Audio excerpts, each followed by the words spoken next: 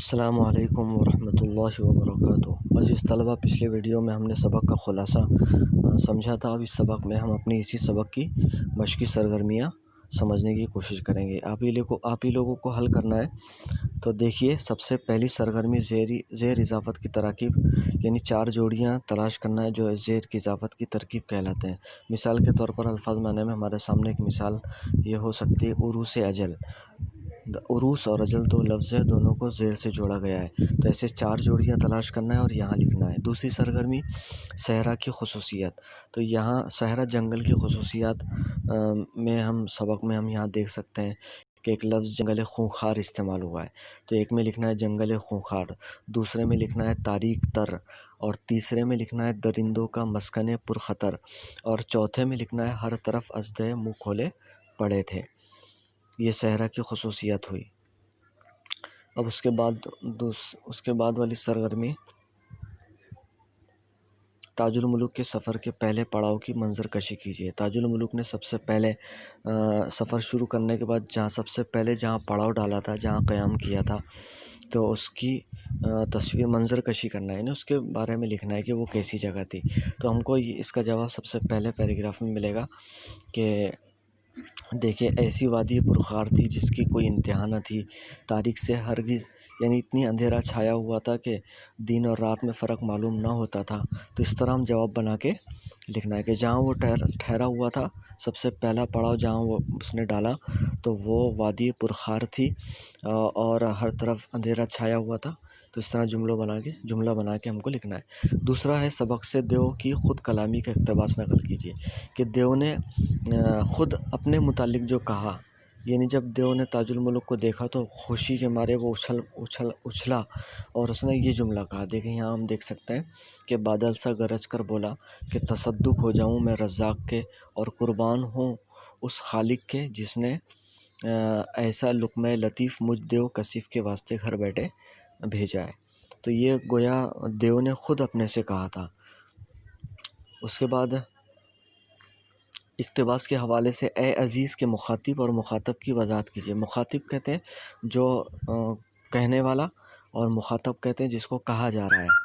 تو اے عزیز کہنے والا خود جو ہے تاج الملوک ہے، اور کس کو کہا؟ خود اپنے آپ کو کہا۔ اور کیوں کہا؟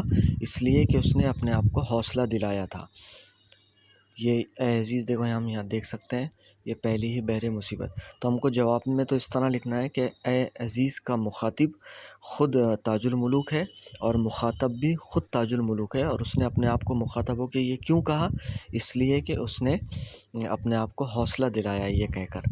چوتھا سوال ہے خونخوار جنگل کو پار کرنے میں تاج الملوک کی مصیبتوں کو تحریر کیجیے، کہ جب خونخوار جنگل کو تاج الملوک نے جو طے کیا تو اس کو کیا پریشانی اٹھانی پڑی کہ ہر قدم پر کانٹا چبھتا تھا، اور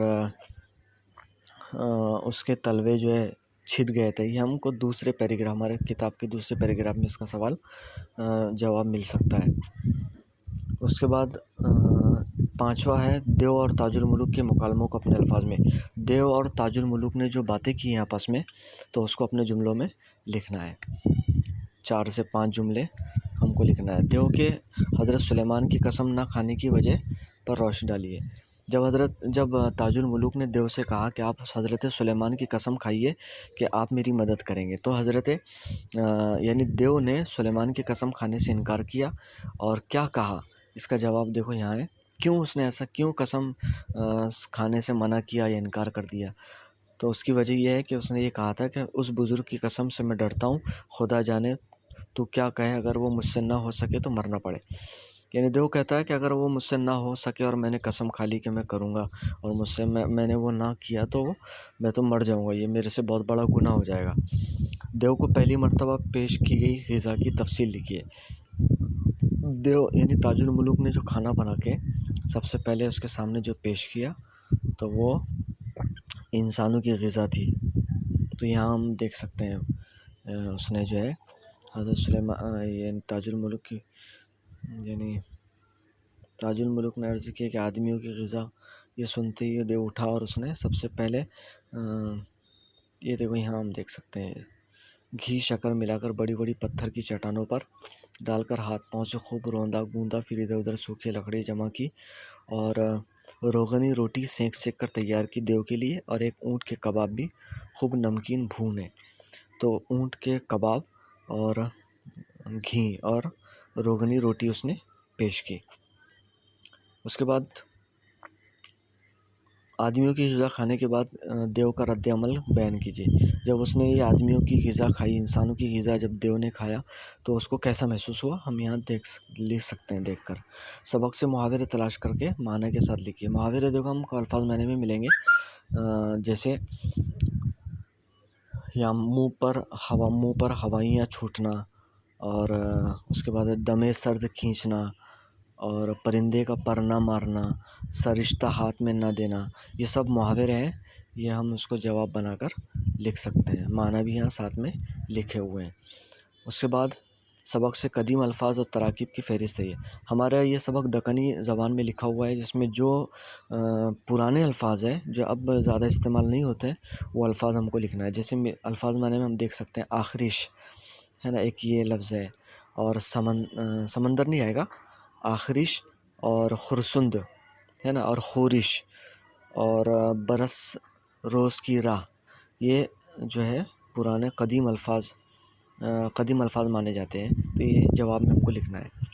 उसके बाद कवायद की सरगर्मी है, तो ये तो आसान है। शहज़ादे ने ऐसी मुसीबत और मेहनत उठाकर बारे उस जंगल को तय किया। तो ये तय किया, ये माजी का जुमला हो गया, ये गुज़िश्ता ज़माने में ये काम हो चुका है, तो हमको तब्दील करना है और माजी इस्तमरारी में करना है। यानी माजी इस्तमरारी कहते हैं, यानी वो काम हो भी चुका है और अभी हो रहा है। तो जुमले के ज़माने को माजी इस्तमरारी में तब्दील, तो कैसे तब्दील करेंगे मैं यहाँ कह देता हूँ। शहज़ादा मुसीबत और मेहनत उठाकर बारे उस जंगल को तय करता रहा। शहज़ादे ने ऐसी मुसीबत और मेहनत उठाकर बारे उस जंगल को तय करता रहा। शहज़ादा लिखेंगे, शहज़ादा मुसीबत और मेहनत उठाकर बारे उस जंगल को तय करता रहा। दूसरा है, इस रोटी के टुकड़े का एहसान मैं अब तक मानूंगा। यानी इस रोटी की इज़्ज़त मैं ज़िंदगी भर करूँगा, आखिर तक करूँगा, है ना, अब तक मानूंगा। तो मफ़हूम को तब्दील न करते हुए जुमले को मनफी बनाना है। ये मुस्बत जुमला है, हमको मनफी बनाना है। तो हम यूँ कहेंगे, इस रोटी की टुकड़े का एहसान, यानी इस रोटी के टुकड़े की नाशुक्री मैं अब तक नहीं करूँगा, नाशुक्री अब तक नहीं करूँगा, ये हम लिखेंगे। तीसरा है, मैंने सुना है। जुमले को तौरे मजहूल में लिखा है। मैंने सुना है, ये मारूफ़ का जुमला है, और मजहूल का जुमला हम बनाएंगे मुझको सुना गया है। जो काम खुद करता है वो मारूफ़, और उस पर जो काम किया जाएगा वो मजहूल हो जाएगा। जैसे मैंने खाया ये मारूफ़ का जुमला हो गया, और मुझको खाया गया ये मजहूल का जुमला हो गया। चलिए, अब चौथा, एक मुद्दत से मुझको मुल्के बकौली के सैर का सौदा। जुमले से हुरूफ़ जार है, से, को, की, का, ये हुरूफ़ जार की मिसाल है।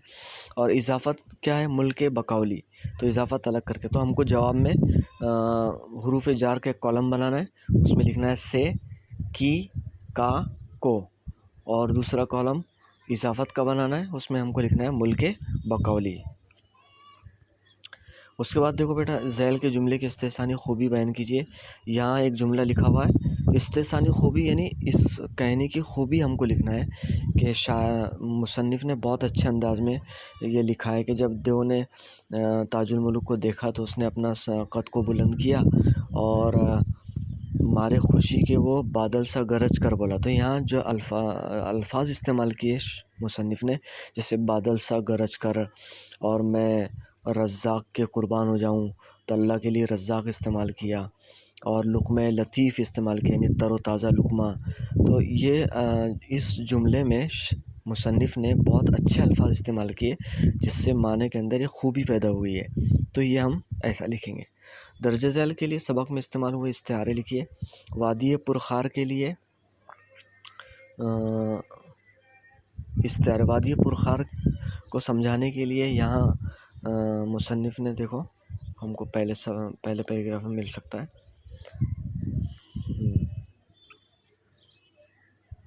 پہلے کالم میں ہم کو لکھنا ہے تاریکی سے ہرگز دن اور رات میں فرق معلوم نہ ہوتا تھا، ایک، اور دوسرے میں سپیدی اور سیاہی میں ذرہ بھی امتیاز نہ کیا جاتا تھا۔ تو یہ 2 جملے ہم کو لکھنا ہے۔ اس کے بعد صحرا ہے، تو یہاں جنگل خوخار لکھیں گے، اور دوسرے کالم میں درندوں کا مسکن پرخطر۔ سبق کی روشنی میں خاکی مکمل کیجیے۔ آدمی کی غذا یہاں لکھیں گے گھی، میدا، شکر اور کباب۔ اس طرح ہم سبق میں دیکھ سکتے ہیں آدمی کی غذا کے لیے کیا لفظ استعمال ہوا ہے۔ اب یہاں بقولی کون تھی؟ یعنی پریوں کے بادشاہ کی بیٹی تھی۔ غلام کون تھا؟ پریاں کون تھی، کیا کر رہی تھی؟ چوہے کون تھے؟ یہ ہم کو لکھنا ہے۔ صحرا میں پہنچنے پر تاج الملوک کی اپنے آپ سے گفتگو کا خاکہ لکھیے۔ تاج الملوک کی اپنے آپ سے گفتگو کے مکالمے لکھیے۔ تاج الملوک نے اپنے آپ کے بارے میں یا اپنے آپ سے مخاطب ہو کے کیا کہا، ہم یہاں دیکھ سکتے ہیں۔ پہلے سبق، بالکل پہلا پیراگراف، پہلا پیج۔ تو یہاں دیکھو اے عزیز کے بعد یہاں لکھا ہے، پہلا جو خالی جگہ اس میں لکھیں گے کہ یہ پہلی ہی بحر مصیبت کی لہر ہے۔ دوسرے میں لکھیں گے تجھ کو تو ابھی دریا کا دریا تیرنا ہے۔ تیسرے میں لکھیں گے ہمت کی کمر چست باندھ، اور چوتھے میں لکھیں گے سمندر کے مانند آپ کو اس آتش کدے میں ڈال۔ تو یہ ہوا اس کا جواب، تاج الملوک کے اپنے آپ سے گفتگو کے مکالمے۔ اب یہاں دیکھیے ذیل کے جملے سے متضاد، اب یہاں جملہ پڑھنا ہے، متضاد الفاظ تلاش کر کے نیچے جو خاکہ بنا ہوا ہے متضاد الفاظ کا وہاں لکھنا ہے۔ جیسے پہلے جملہ میں بتاتا ہوں، تو پہلا جملہ ہے ایک ایسی وادی پرخار میں کہ جس کی انتہا نہ تھی، تاریکی سے ہرگز دن اور رات میں فرق معلوم نہ ہوتا تھا۔ تو پہلے جملے میں کون سی متضاد کی جوڑی ہے؟ دن اور رات، اور دوسرے میں سپیدی اور سیاہی، تیسرے میں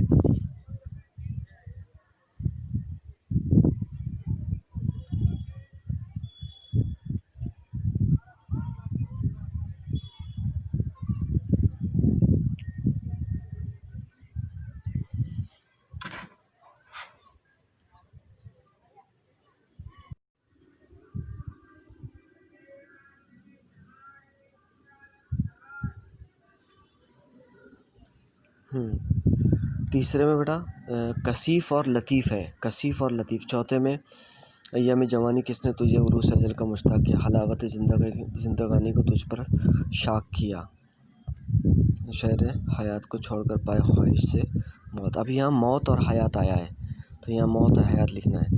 اس کے بعد اپنی پڑھی ہوئی کوئی بھی ایسی کہانی جس میں ما فوق الفطرت، جیسے جو عام طور پر ہوتا نہیں، جیسے پری کا کوئی تصور نہیں ہے، بھوت کا کوئی تصور نہیں ہے نا، تو اس طرح کے اگر کہانی ہم کو یاد ہو، پچھلے ہم نے پڑھے ہو، تو اس کو اپنے کاپی میں نوٹ کرنا ہے مختصر۔